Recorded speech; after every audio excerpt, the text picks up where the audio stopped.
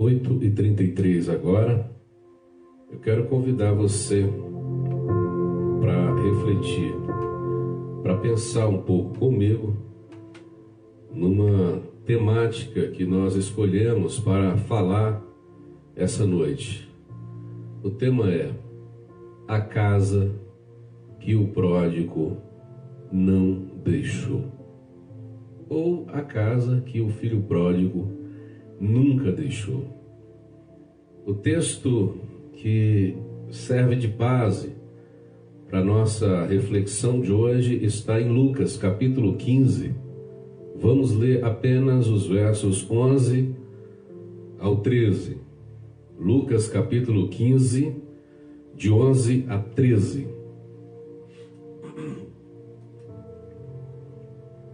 Certo homem tinha 2 filhos. O mais moço deles disse ao pai: Pai, dá-me a parte dos bens que me cabe. E ele lhes repartiu os haveres.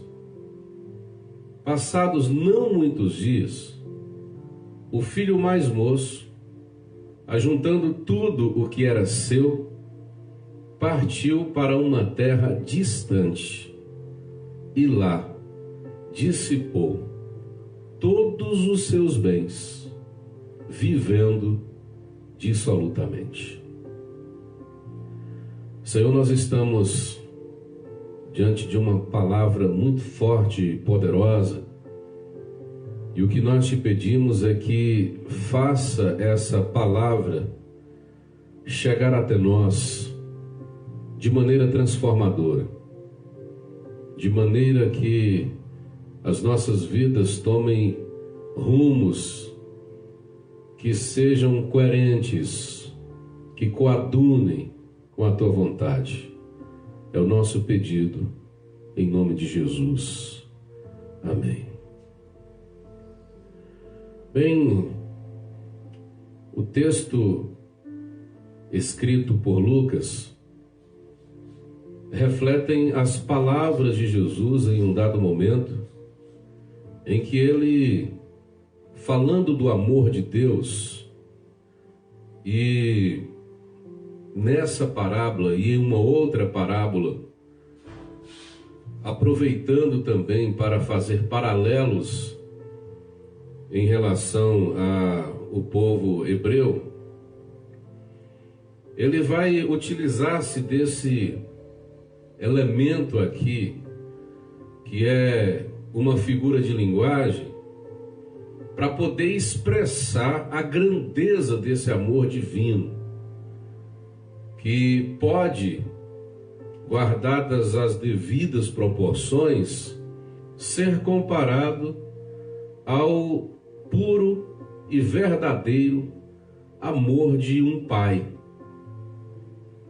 Nesse texto, o que Jesus vai apresentar é um elemento comparativo que traz uma ação humana. E a parábola é exatamente isso, uma ação humana, em que o elemento comparativo é o alvo principal, focal. É o que se deve perceber, é o que se deve ler nesse texto e naquilo que Jesus está dizendo. E ele vai trazer aqui uma história verossímil. Por que verossímil? Porque ela é inventada, ela não existe, ela é uma parábola, um elemento linguístico que ajuda na compreensão, mas ela é uma história passível de acontecer. Nessa história, nós temos uma família patriarcal, cuja figura principal da história contada por Jesus é o pai. E nós temos também 2 filhos desse homem. E o filho mais novo, de repente, pede ao seu pai algo que era inconcebível para a tradição daquele tempo, e também inconcebível para os dias de hoje, que é a sua parte na herança. sendo que uma herança ela só pode ser passada para os seus herdeiros depois da morte do pai. Então ele está sendo incoerente, ele está sendo desrespeitoso. Mesmo assim, na parábola, Jesus não leva isso em conta e nem faz esse tipo de juízo de valor. Só diz que o menino mais novo pediu os seus bens e depois de alguns dias, certamente ele já tinha tudo preparado na sua mente, ele simplesmente sai de casa. Ele deixa a casa do seu pai e vai para um lugar distante, segundo as palavras de Jesus refletidas no texto do evangelista Lucas. E ele gasta todos os seus bens de forma dissoluta. Ele gasta inconsequentemente. Depois, ele vai voltar para casa. E ele é filho pródigo, diferentemente do que muitas pessoas pensam, não pelo fato de sair de casa e de voltar para casa. O pródigo é aquele que gasta desnecessariamente. É aquele que praticamente se autodefrauda, é o esbanjador, é o perdulário, é o que joga dinheiro fora, é o que rasga dinheiro. Então, ele é pródigo exatamente por causa disso, porque ele não sabe medir as consequências dos seus gastos. Ele simplesmente não sabe nada a respeito da valorização de um bem. Por isso ele joga tudo fora, ele gasta tudo. E é por esta razão que ele é pródigo. Nós temos aqui a história de um garoto que perdeu a razão. Nós temos aqui a história de um filho que parece ter perdido a consciência, parece ter perdido a capacidade de olhar em volta, parece ter perdido a capacidade de se auto-perceber e de perceber as pessoas que estão ao seu redor. Parece ter perdido absolutamente a razão de compreender coisas que precisam ser compreendidas na vida. O fato de ele ter gastado do lado de fora de casa tudo o que ele tinha é apenas uma expressão e um modo comportamental de mostrar o quanto ele já estava perdido por dentro e o quanto ele não sabia valorizar as coisas, isso já internamente. Então, do lado de fora, ele só vai expressar a forma como o seu coração estava completamente envolvido por uma nuvem de estupidez, de inconsciência, de incompreensão, de ingratidão, de desvalorização. E para poder fazer o que ele deseja, e para poder fazer o que os seus olhos anelam, anseiam, ele se distancia da casa do seu pai.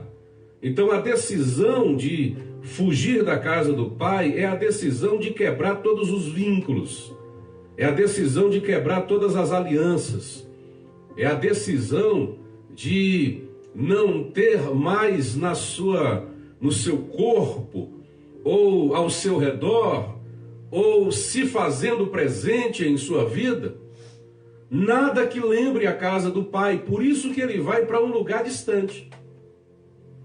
E aqui entra uma questão que se torna uma questão filosófica e também psicológica, uma questão comportamental, tanto para escritos filosóficos, para algumas literaturas que de algum modo expressam o comportamento humano, quanto para algumas ciências, como por exemplo a psicologia. O filho pródigo, a história desse filho pródigo é utilizada como um exemplo de alguém que, fugindo da casa de seu pai, nunca vai conseguir distanciar-se suficientemente da casa do seu pai para quebrar todos os vínculos. Porque alguns vínculos ainda permanecem na vida da gente algumas marcas, algumas impressões emocionais, impressões psicológicas, que vão refletir na nossa existência. Então, por exemplo, quando o Édipo Rei, que é uma história da literatura grega, é estudada por Freud na psicologia ou na psicanálise, para dizer que aquele que sai de casa, um dia volta para casa, caminha de volta para casa, e ele vai utilizar-se desta literatura que tem uma capacidade muito grande de expressar o comportamento humano, emocional e psicológico. Ele vai dizer que isso é apenas uma metáfora do que pode acontecer com a gente também. Esse não é o foco principal de Édipo, mas em Édipo pode-se perceber também que, de algum modo, apesar de a gente sair da casa do nosso pai, a gente acaba carregando a casa dos nossos pais por toda a vida. Isso se reflete no comportamento. Então, por exemplo, às vezes, os comportamentos que você mais renega no seu pai e também na sua mãe, ou seja, nos seus pais, na sua casa, são os comportamentos que mais você reflete na sua vida. Talvez você seja uma pessoa que detestava ouvir os seus pais gritando com sua irmã, com seu irmão, ou gritando com você mesmo. Mas você cresceu e você teve filhos. E quantas vezes você não gritou com os seus filhos do mesmo jeito que o seu pai gritava com você? Quantas vezes você tratou seu filho do mesmo jeito que o seu pai te tratou?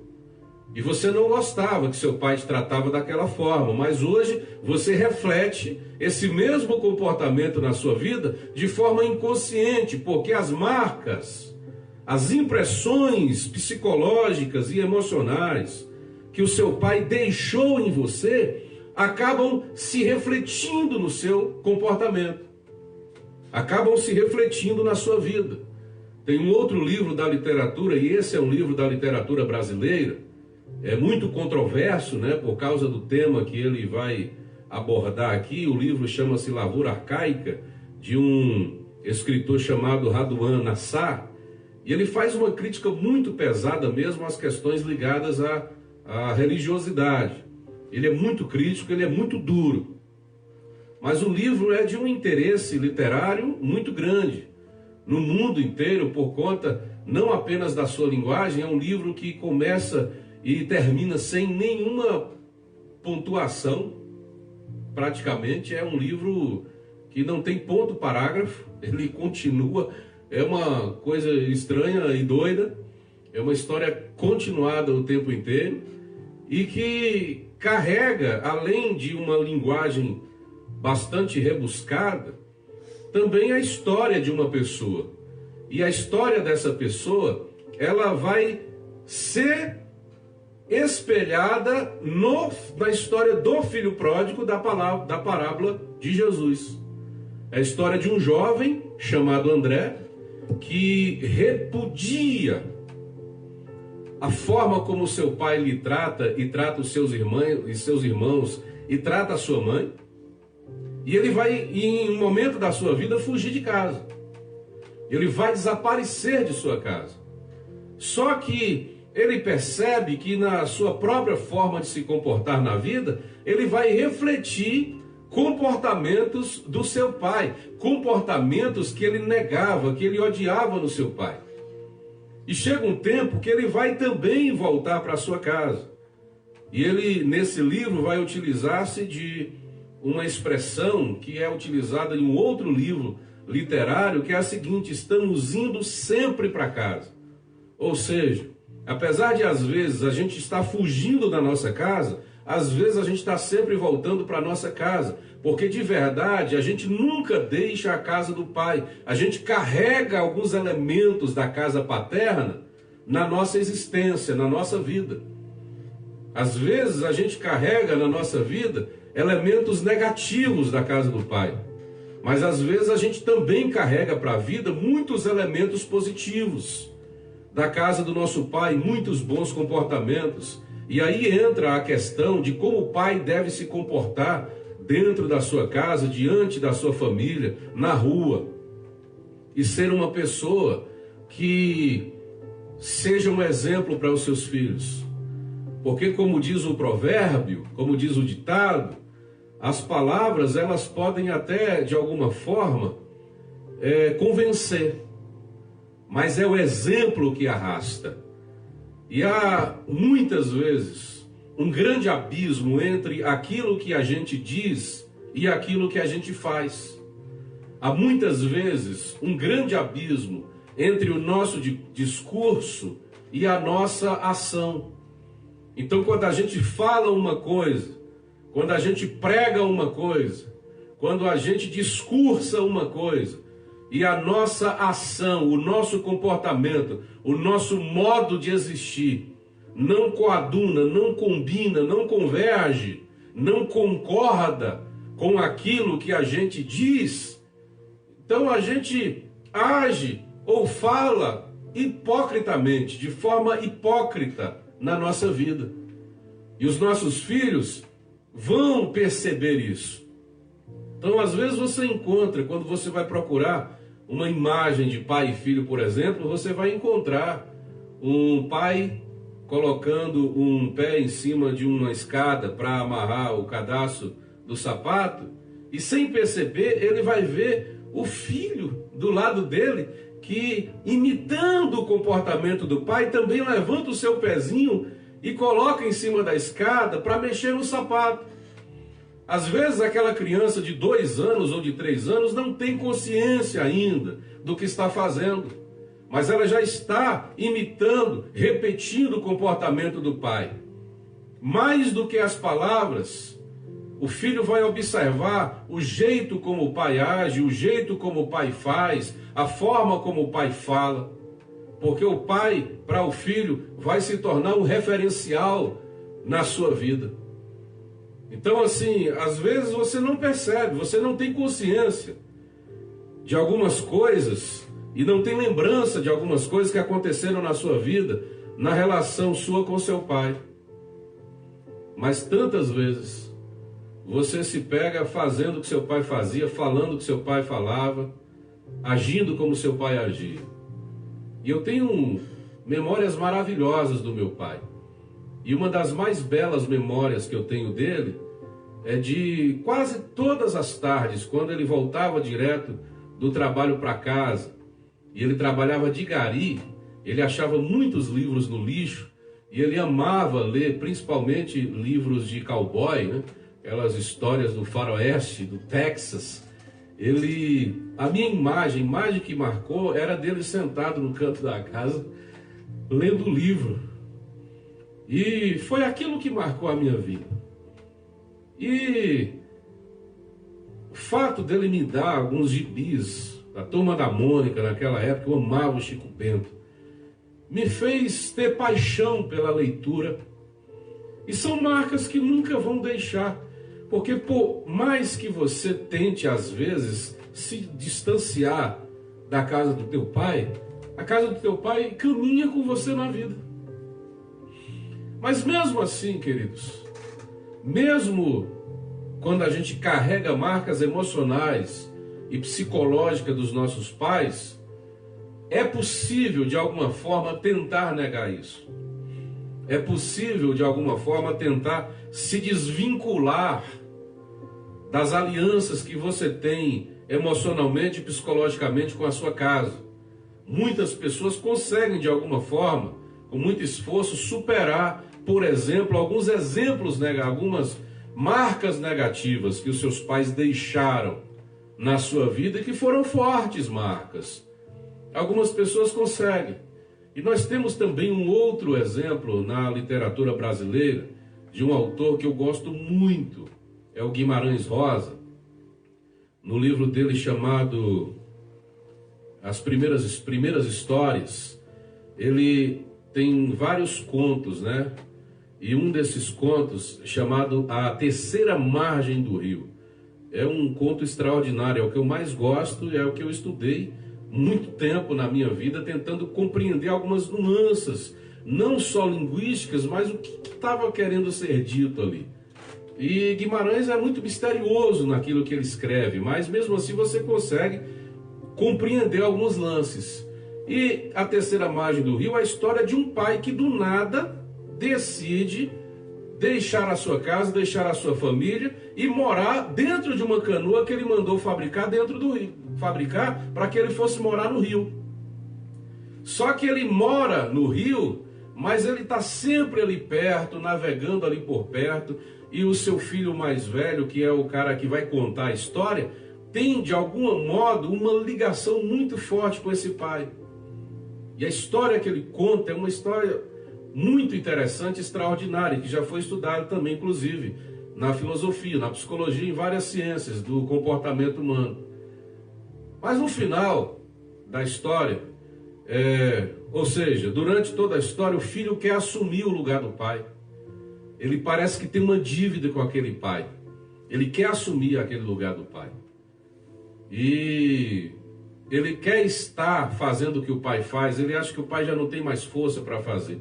E no fim, quando o pai decide vir e deixá-lo assumir o lugar dele, ele foge. Ele quebra o vínculo, ele se desfaz da dívida que tem com o pai e foge. E Guimarães vai encerrar a história dizendo isso. Ele não deixa interpretações, ele deixa margem para que a gente faça algumas leituras desse texto. E aqui o que nós temos e que pode ser lido de forma muito simplória é que existem alguns vínculos que podem ser quebrados.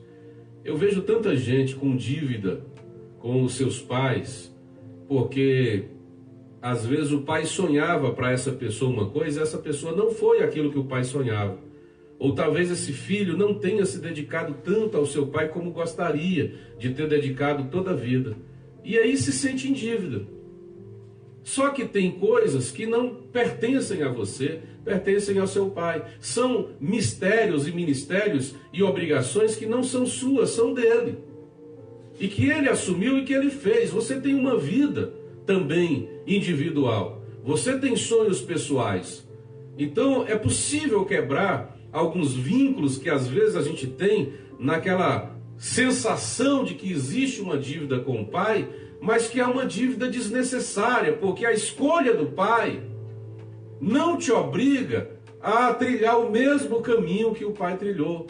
E quando eu falo isso, eu estou falando, claro, no que diz respeito a questões negativas na vida, a comportamentos que são negativos dos pais e que às vezes os filhos querem refletir e repetir na sua própria vida e que não deve ser assim.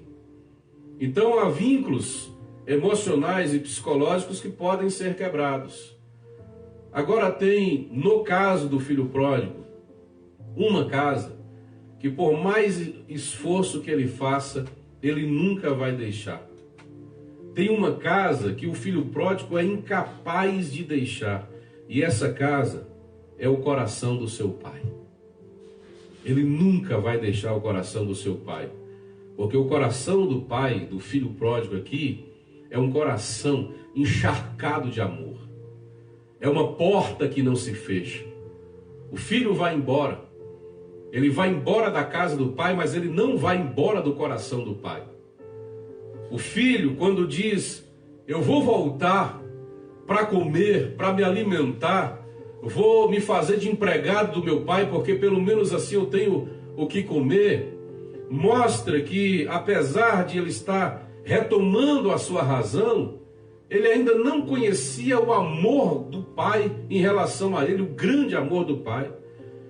E quando ele volta, o pai o recebe com todo esse amor, com todo esse derramamento. Mesmo que o filho tenha voltado por interesse do alimento, ele o recebe com o mesmo amor. De longe ele já consegue perceber o filho e conhecer o filho, que estava magro, que estava com roupas diferentes, que andava diferente, mas que tinha uma silhueta que estava na memória do amor do pai, e o pai o reconhece de longe. Então tem um lugar que o filho nunca vai deixar, que é a casa do coração do pai. Essa casa, filho nenhum nunca vai deixar. E filho nenhum de Deus vai deixar o coração de Deus. Por mais que você que está me ouvindo nesse momento, me assistindo nesse momento, tenha se distanciado de Deus, tenha fugido de Deus, tenha ido embora para um lugar distante, tenha gastado dissolutamente, tenha perdido a razão, não tenha percebido com consciência o quanto Deus te ama, mesmo assim, o amor de Deus em relação a você não diminuiu nem um palmo. Porque o amor de Deus em relação a você não depende do que você faz, só depende do que Ele sente. Então, o que o Pai espera é que você volte. O que o Pai espera é que você retorne à casa dele. O que o Pai espera é que você retome o caminho de volta para a sua casa, porque o Pai te ama. O Pai te adota. O Pai te quer de volta. O Pai te abraça. O Pai te perdoa. O Pai te dá roupas novas. O Pai coloca o anel de herança de volta no teu dedo. O Pai coloca sandálias nos teus pés, para que você seja recebido não como empregado, mas como filho. Que a palavra de Deus te abençoe em nome de Jesus.